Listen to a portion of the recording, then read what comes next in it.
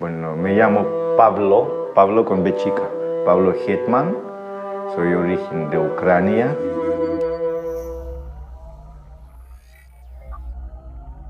Soy músico, soy maestro de música, soy maestro del fagot. Él toca fagot y yo toco piano en la orquesta de Baja California.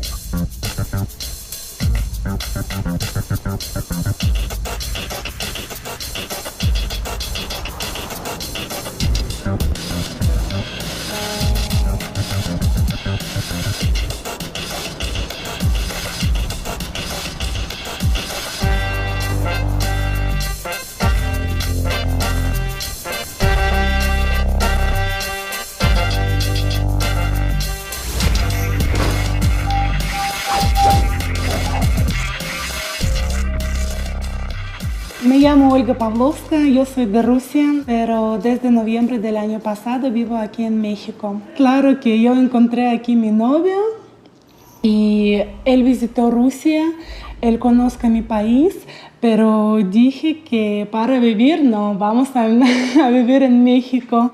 Sí, son las fotos de tu viaje a Rusia, ¿sí? Ya este es en San Petersburgo, nos damos un paseo en los ríos y canales de San Petersburgo. Antes de que venir yo abrí internet, ¿qué noticias yo encontré? De los narcotraficantes, violencia, mataron a la gente, narcotraficantes, una visita de representante ruso a México, única noticia que no está conectada con violencia. Jarabe Tapatío, por ejemplo, ya los conocía ya todavía, y la música esa, sabía.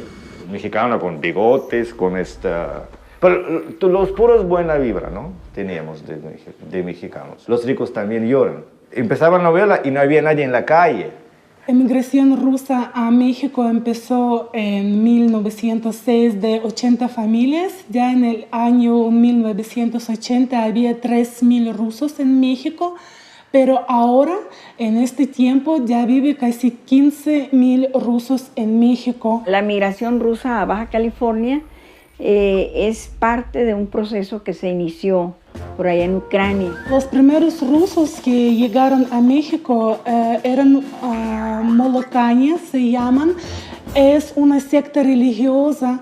La diferencia entre ellos y ortodoxos es que malacañi, durante el tiempo cuando otros ortodoxos no toman leche, no comen huevos, no pueden comer carne, malacañi siguen tomando leche. Leche es malacó en ruso. Y esta religión predica sobre todo la paz y el trabajo. Y habían tenido un acuerdo con el gobierno ruso de que no los iban a meter al ejército. Cuando Rusia se vio involucrada en varias guerras a finales del siglo, entonces los quisieron alistar en el ejército y empezaron a salir de allá. En 1905 llegaron al Valle de Guadalupe, compraron el Valle de Guadalupe, un buen número de hectáreas, un grupo de familias rusas que venía de Los Ángeles. La historia de mis abuelos es cuando decidieron venirse al valle, ya habían tratado los terrenos con el dueño. Hicieron el trato y obtuvieron el visto bueno del gobierno para venirse a asentar en estas tierras. Lo compran la mitad, lo pagan en pesos oro, y la otra mitad la pagan con la mitad de sus cosechas durante un determinado número de años. Porque toda esta gente que viene, la gran mayoría, si es que no toda, son de origen campesino. Los niños pequeños, por ejemplo, no aprendían español hasta que estaban ya más grandes. En el valle hubo escuela, había una escuela mexicana, porque bueno, no eran los únicos que habitaban ahí.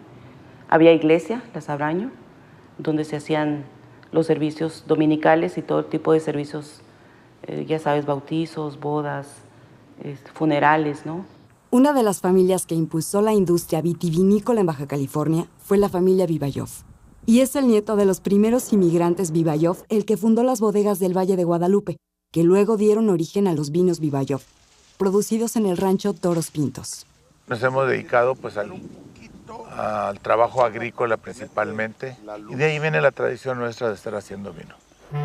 La mayoría de los inmigrantes rusos pertenecen a la Iglesia Ortodoxa rusa.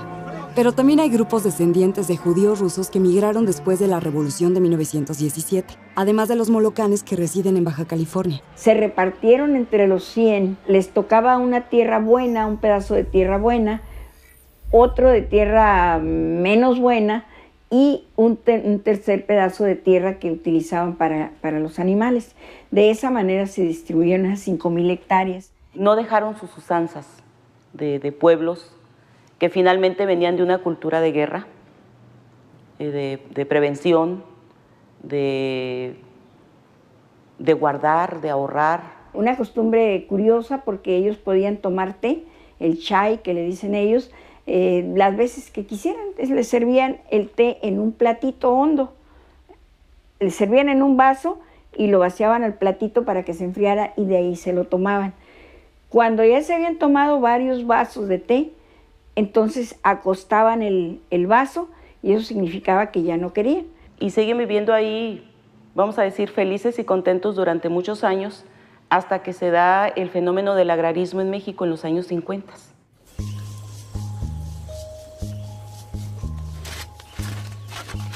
Cuando llegué, primero que quiso hacer en el aeropuerto de México, fue chistoso, es que era jugo de naranja, en vivo, como se dicen. Y uno que costaba 5 pesos allá en las barras, ¿no? Eso fue muy típico, digo, no, todos en México tienen que tomar jugo de naranja, porque así empezaba cualquier novela. El primero que sentí que sí, es muy diferente y está muy lejos de Ucrania, porque la verdad, cómo se ve es muy distinto. Cómo están la gente, cómo están las casas, las plantas, o sea, todo es diferente. O sea, vienes a un mercado y yo, ¿qué es eso? Guayaba, ¿y eso qué es? ¿Eso se comen, se cocen? No, es así se comen, es mango. Pues había tantas frutas que yo nunca la vi en mi vida y lo probé primera vez aquí, con estas, no es cucarachas, ¿cómo se llama estas? Lo que comen también, sí. Chapulines, sí. Chapulines. ¿Sabías que si vas a Rusia, tendrás que brindar diciendo "Zdravia" y tomar vodka como lo hacen allá, bien helado y derecho? El tequila es el producto nacional más enviado a Rusia. Y México es el segundo destino de exportación de vodka ruso en el mundo. ¿Tendrán algo en común? Durante la primera mitad del siglo XX, llegaron a México disidentes políticos de la Unión Soviética que, al no estar de acuerdo con el estalinismo, eran perseguidos y torturados. Tal fue el caso del cineasta Sergei Eisenstein, el pintor Vladi, el arquitecto Vladimir Caspé y el ingeniero y sismógrafo Vladimir Olchovich.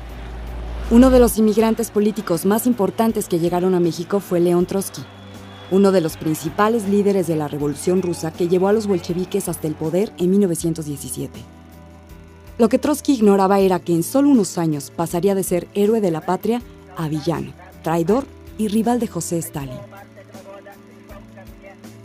Gracias a las gestiones hechas por el pintor mexicano Diego Rivera, fiel simpatizante de la filosofía trotskista, en 1937 Trotsky encontró asilo político en México bajo el mandato del presidente Lázaro Cárdenas.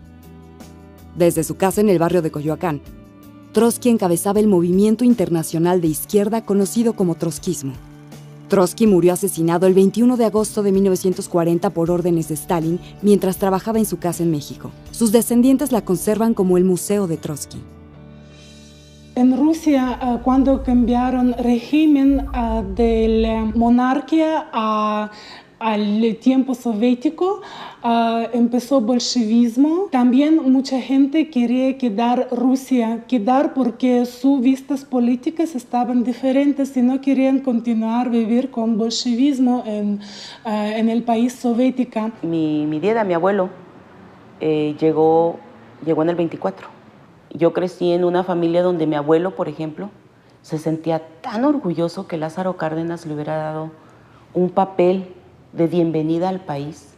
Cárdenas, cuando le sirvieron el té, había en un platito sal y en otro había azúcar, y se equivocó, y entonces le echó sal, y se echó el trago de té con sal, y se lo tomó, se aguantó, pero todo el mundo se dio cuenta que le había echado sal, entonces seguramente no quiso más, no le habrá costado el vaso. Y cuando se va le manda una carta al gobernador Rodolfo Sánchez Taboada donde le dice que respete las tierras de los rusos. Toda la tierra que compraron estaba a nombre de 3 o 4, solamente hicieron una cooperativa. Y la mayor parte de ellos, o sea, la mayoría, no se naturalizó. Muy pocos de ellos se legalizaron mexicanos, se naturalizaron mexicanos. Entonces eran extranjeros ocupando tierras mexicanas. Y se fueron, pacíficamente dejaron ahí sus tierras. Todavía muchas tierras de las que ahora se están lotificando son de propiedad de los rusos. Pues muchos rusos emigraron a Estados Unidos y nos quedamos unos poquitos, entre ellos mis papás. Yo era niño entonces. Fuimos a la escuela y éramos muy agredidos porque éramos comunistas, extranjeros, terratenientes. A veces extrañaba Ucrania, claro. Pero extrañaba a los amigos, como normal, ¿no? Como la mamá, extraña a su familia, todo eso, sí. El costumbre de ver bosque, o ver los árboles, ¿no? Eso es, también aire, ¿no? Cuando con sol cae nieve, cuando los árboles como que están cubiertos con unos vestidos blancos, se ve hermoso.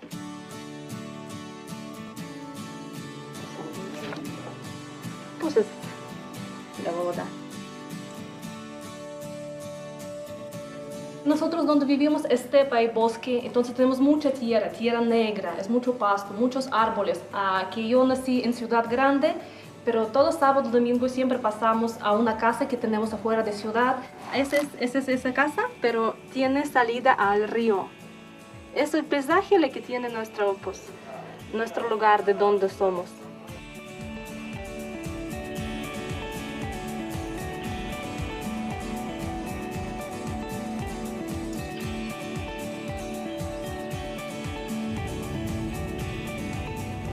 Es en Bellas Artes cuando tocamos, primero en 1993. Es una de las primeros que cuando llegué conmigo, la música. Pero si quieres aquí el año 49 todavía. Son los ejercicios para mi instrumento, para el fagot. Yo llegué a México. Cuando llegué, obviamente fuimos con los amigos en Moscú, nos emborrachamos, ¿no? Yo regalé todo lo que tenía, digo, ya voy a empezar otra vida. En Rusia, en el año 1991, cuando estaba roto Unión Soviética y empezó perestroika, empezaron muchos cambios, positivos y negativos. Una tercera inmigración rusa se dio a fines de los años 80 y 90. Las causas fueron la falta de empleo y oportunidades que trajeron consigo las reformas económicas conocidas como perestroika, bajo el gobierno del presidente Mikhail Gorbachev, en la entonces Unión Soviética. No había nada en las tiendas, ahorita no sé, está difícil imaginarlo, pero no había nada. Llegas a la tienda y vacío, unas muchachas así están esperando pues, que llegue algo. Entonces, no, eso fue... Los que podían querían salir del país.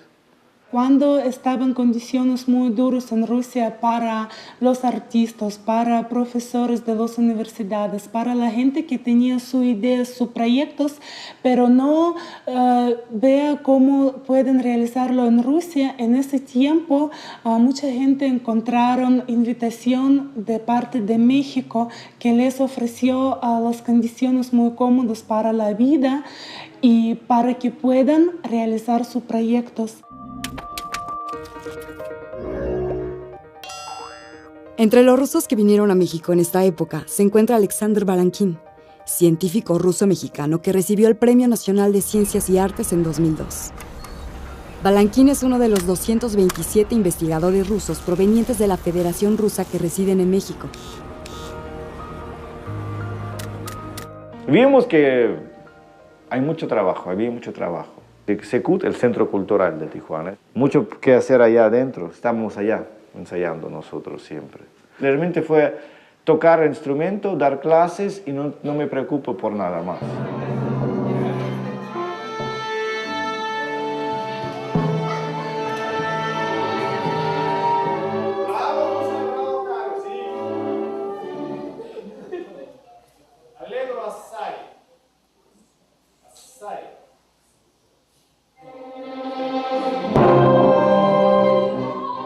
Estamos dando clases a aprender el idioma a sus alumnos, preguntando, oye, ¿cómo se llama la mesa? Él me dice, la mesa, maestro. Ah, ok, la mesa, ponte. O ¿cómo se llama eso? Dedo. 27, alientos, creciendo. 1, 2 y 3.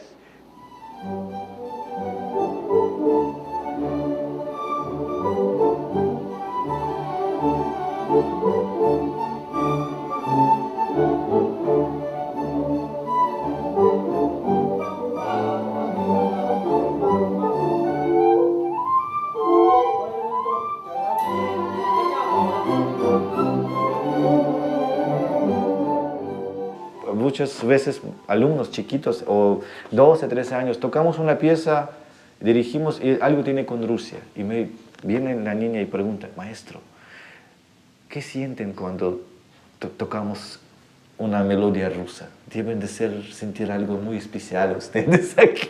Sí, ay, muchas gracias. Sí, cierto. Nos gusta tanto cuando ustedes tocamos algo ruso. Nos parece que es como un regalo por ustedes.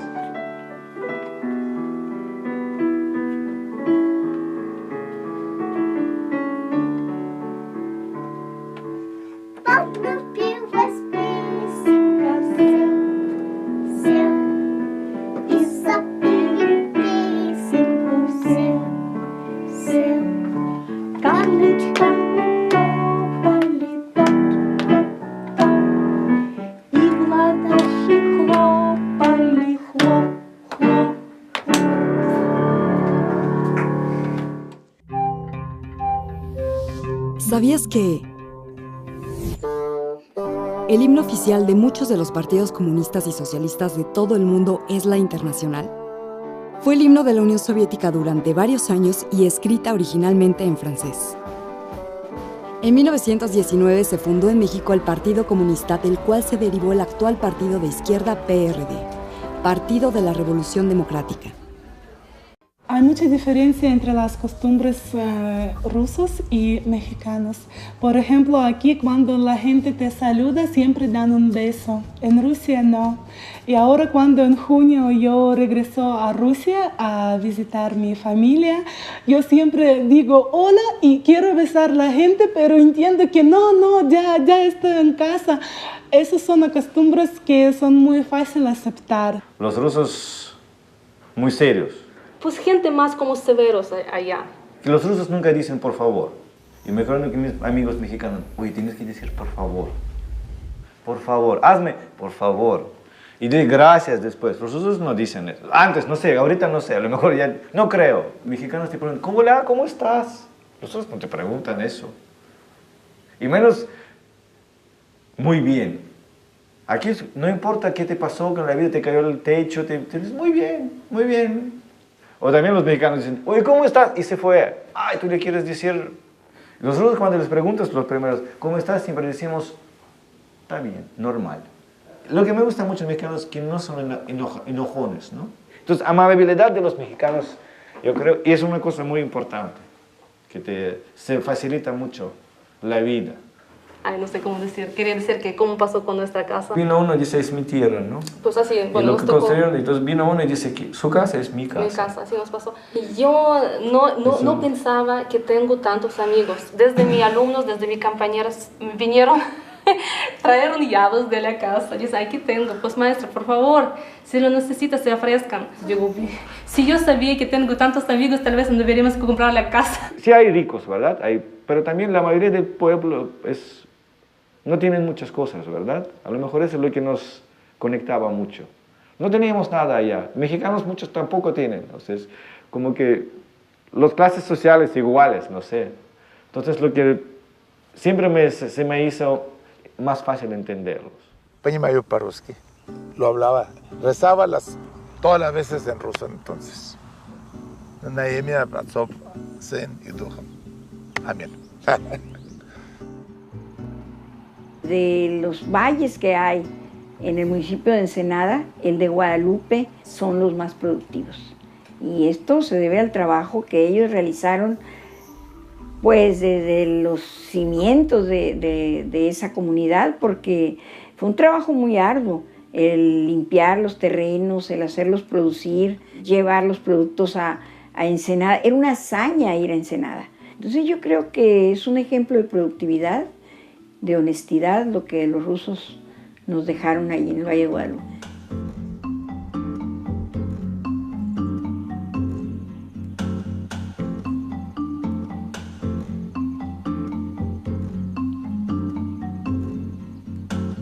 México es el país que quieres con todo su corazón y que puede convertirse a segunda patria a cada persona.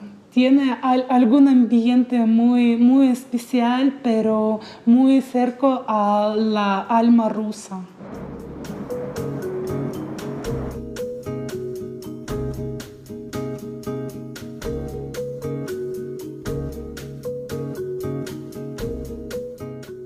Para mí México es como mi vida. No sé qué va a pasar adelante. Ahorita es para mí mi vida, lo que yo tengo. Es mi esposo, es mi casa, es mi hija, es mi trabajo, pues es todo.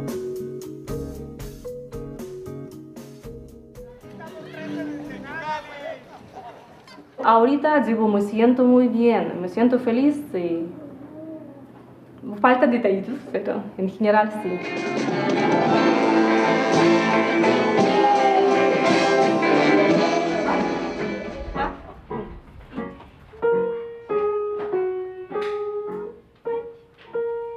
Siento México como que parte de Ucrania casi. Llegando aquí me daba tanto gusto ver, por ejemplo, se juntan la familia, primos, primas, tíos, hermanos, hermanas, y se llena la casa. Eso yo siento que estoy en extranjero, porque aquí nos juntamos con mi esposa, con mi hija, con mis hijos, y no hay nadie. No, eso es que me falta, la familia aquí.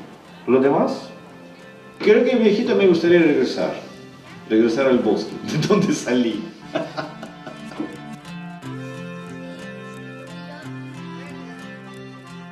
Esta es la historia de los rusos y ucranianos, de los que llegaron.